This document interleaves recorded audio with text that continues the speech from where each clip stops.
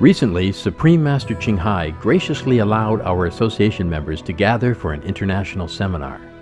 It was a joyous occasion as Master and disciples reunited to meditate and pray for peace. During her visit to meet with our association members, Supreme Master Ching Hai also spoke of the teachings of past masters and answered the spiritual questions of fellow initiates. Throughout the ages, compassionate enlightened masters have urged people to surrender to the greater universal power by seeking the divine within from which all other goodness and happiness follow. This message was echoed again in a Taoist tale about longevity, which Supreme Master Ching Hai shared with our association members during the international gathering on December 18, 2008.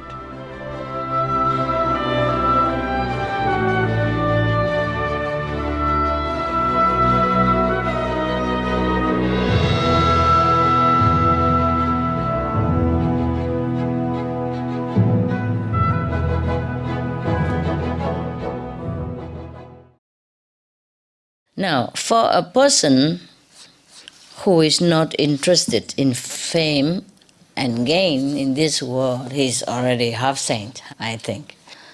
The reason you forsake money or fame is important. It's not the action alone, yeah? Yeah, if you just forsake the money and name and just don't do nothing with your life, then it is a waste of a life. Yeah? You waste the food of the world, especially in this time of food shortage. Yeah? So, this guy, why he was uninterested? Tell me. He had something better. Like what? His meditation practice. At that time, not yet.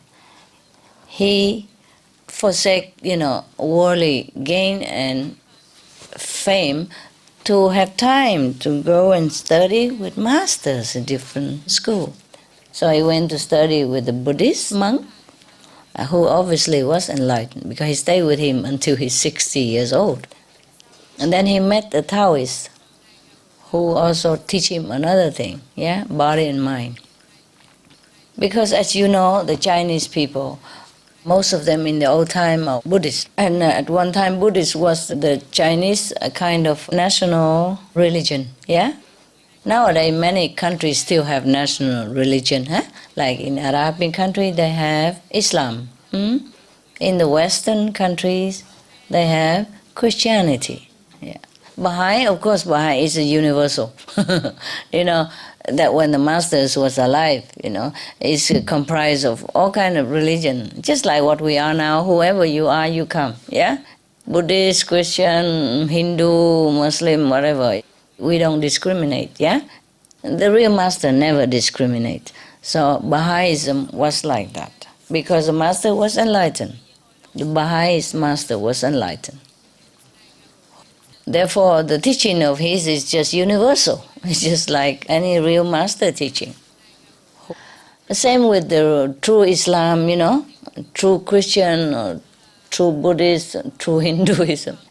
Any religion believe that God is loving and kind, right? That's why they always pray to Him, help me, grace me, bless me, protect me, yeah? If a person who is not kind and loving, how he protect you? How would he care, yeah, to bless you? How would he care to grace your life or anything? So even if any religious scripture or the religious believer doesn't say that God is love even, but it's implied, yeah, that God is a loving person, yeah, very protective, very kind. That's why we pray to him or her. Because if it's not kind, how you care to pray to them? If a person or a being is not loving, how would you even think to pray to that being, right? So God, obviously, is love. So how can a person who embodies love teach anyone to kill anyone else? It's also his children, or even encourage that, or even tolerate it, or even bear it. We were in heaven, talking about God, huh? Let's go back to earth again. Now, the Zen Buddhist friend of his, waiting, also has the ability to free himself from the body. Do you remember reading the story about Kabir? Kabir, after he died, he seemed to take his body with him too, because the Hindu and the Muslim were fighting with each other, saying whose denomination the master should belong to and must belong to. And they fight over his body. They believe he's Muslim, because he teach also Muslim teaching, maybe referring to a Muslim teacher of the past when he have a Muslim disciple. Yeah? And when the Hindu disciple come, then he talk about Hinduism and the past master and Vishnu and Brahma and all that. Or maybe celebrate also with the Hindu in the Hindu way. And when he is with the Muslim, then he celebrate with the Muslim in the Muslim way. So both believed that he belonged to them alone. It's possible. So after Kabir died, Muslim and Hindu fight with each other who will take the body to where. So then after discussion for a long time, the body still laying in the coffin waiting. Until next morning, when they decided both to come there to debate about who will take the coffin home. The master body. And then they open the coffin, they see nothing in there. He only saw one rose in the coffin. The body is gone, just one rose.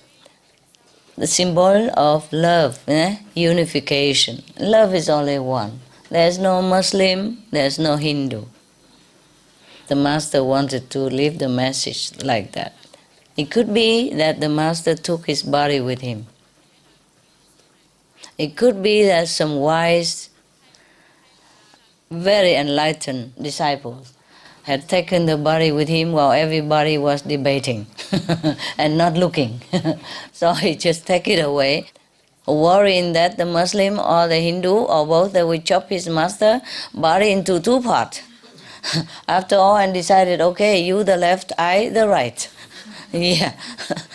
Then that would be disaster. It would be terrible. Because it's not like the Muslim or the Hindu have enmity with each other. But it could be that they can be in the conflict, They could even chop a master body into two, divide it in two halves so that each one take one. End the discussion. That is one thing. Because maybe not all of the masters have been highly enlightened. You see, in any spiritual practicing group, there are some are highly elevated spiritually, some are still nowhere. And mostly the ones who are not very enlightened are the loudest mouth. Ego. I know everything. Master would want this. Master is mine. Because if you are truly enlightened, you don't have this kind of attitude. Yeah? You don't. You just do what the master said anyway. It's not that if you are initiated by even the highest master, you will be immediately all enlightened. Even if you are all enlightened at the time of initiation, you will lose somehow some degree of it as the time goes by, because life take over again after you get out of the meditation room. Your ego control again, Any moment you forget God, any moment you forget your real self, the ego come in and pose himself as you and make trouble for you and tell you all kind of things, because you have a lot of habit which you love to keep. Yes. Even just to put out a piece of meat is very troublesome for many people. Because many people, any age, not just now, understood the master teaching. But they don't practice because they cannot leave that meat alone. They cannot leave alcohol. They cannot leave cigarette, for example, like that. And above all, they cannot leave their ego. They think they know everything there is to know already, for example, and that they are a very, very good, devout disciple of God. They go to the temple, they go to church, they think that's enough. So many reasons why people who come to the lecture agree with the master, but will not follow. Most of the time is the eating habit, To satisfy the palate, we do many things. We even kill, Mostly just for food, for security of material comfort. And food is very important to many people. And they do anything for it. That is the problem. Ego is the worst enemy of humankind. Luckily, the animals, mostly they don't have it. Most animals don't have it. Even the vicious animals, they don't have ego. They just have, that kind of animal instinct. They do what they do. That's it. But they don't have ego. If you see two male animals fighting with each other, mostly it's just in season, because of the heat. That's it. But they're not really trying to prove anything. But in a group, of course, sometimes they had to fight to know who's the strongest, and then they elect as the president of the animal group. And that's it, and they take care of each other. They don't make their pack member go out and earn money and pay tax for them, or build a good house for them or anything like that. They do take care of their pack member. They have one leader and everybody listen to that leader. So for example, a pack of wolf, you see, there's one alpha. And if the omega would try to go near while he has not finished his meal or is not allowed, then he growl at him. But that's about it, and the omega knows, just duck away and not making much trouble. Because in a pack, like even the dog or wolf, the leader eats first. It is the rule like that. And then afterward, all members eat. Also according to rank. The thing is, they also organize themselves. Like dogs, for example, why the leader has to eat first? So that he has the strength and ready to take care of the whole group whenever necessary. If any of the member die, of course they will be sad, they will be very sorrowful. But if a leader die, then nobody lead the pack. Protect the pack and lead the pack. The pack leader must be strong, intelligent, and dedicated. Therefore, when they chose the leader, they of course take care of the leader. Privilege. It makes sense, no? For example, if they are eating and then suddenly there's some danger come, and the leader is already full, and strong. So he can lead the pack quickly out of there, and he's strong because he has been eaten and fed and well. But even if the member of the group has not been filled yet, they still can follow the leader first and maybe eat somewhere else later. But if the leader is weak, starved, hungry, and then therefore his mind also not alert enough, then he cannot lead the pack out of danger, and take care of them. Therefore, in the animal kingdom, everything is logical. It's not ego at all. It's not about ego. It's a logic and the survival necessity. This research just show you that animals are really intelligent, very well organized, and very cooperative with each other. If we humans can do that at all time, then we will have no trouble at all. But in our human society, it's not always that good, is it? Even if you elect a president, you don't always give him all the respect and all the cooperation necessary. That is a sad thing. Even if the president is of the opposite party, we should give him respect and cooperative, and also feedback and all that. Help him, not always agreeing to everything, but at least give him respect and power to work and authorization. Due respect, at least. It has nothing to do with politics even. You should treat another human with respect. So being a group leader of human is not as good as being a leader of a wolf pack or a dog pack or even a bird flock, because they respect their leaders and they work together. You see, when the bird flock fly together, they coordinate, you know. They fly in formation as to benefit the whole group. Yeah? They are really scientific-minded and very, very coordinate with each other for the whole group's survival.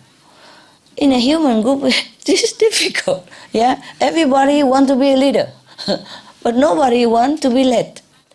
Even if you don't know how to lead, you also want to be a leader. Leader is top. Just want to be at the top, that's it. Yes. But birds, you know, they really cooperate so that they can survive together. Yeah? The pack always go together and always in order. And this is something that we human must also learn a little bit from the animal. Yeah.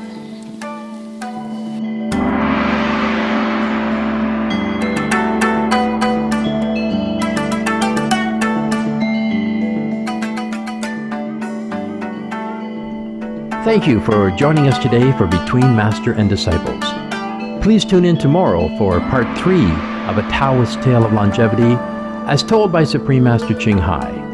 Healthy Living is up next right after Noteworthy News here on Supreme Master Television. May heavenly love grace every moment of your life.